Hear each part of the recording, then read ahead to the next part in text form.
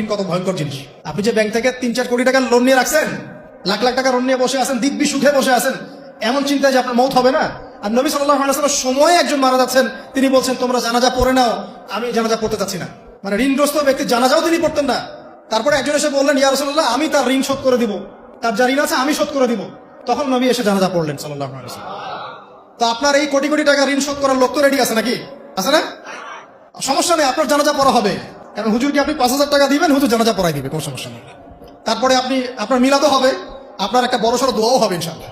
কিন্তু আল্লাহ পাক বলেছেন যে শহীদ, আল্লাহর পথে যুদ্ধ করে শহীদ হয়েছে, এই ব্যক্তির আত্মাও ঝুলে থাকে যতক্ষণ পর্যন্ত না তার ঋণটা শোধ করা হয়। কোনো ব্যক্তির যদি পাহাড়ের সমানও ঋণ থাকে, এই দোয়া যদি আমল করে, আল্লাহ পাক ওই ঋণও শোধ করে দিবেন ইনশাআল্লাহ। রিজিক তো বাড়বেই ইনশাআল্লাহ, আপনার যত ঋণ আছে ইনশাআল্লাহ আল্লাহ পাক শোধ করে দিবেন। আমার সাথে বলেন, দোয়াটা হচ্ছে আল্লাহুম্মা ইকফিনি বিহালালিকা আন হারামিকা ওয়া আগনিনি বিফদলিকা আম্মান সিওয়াকা।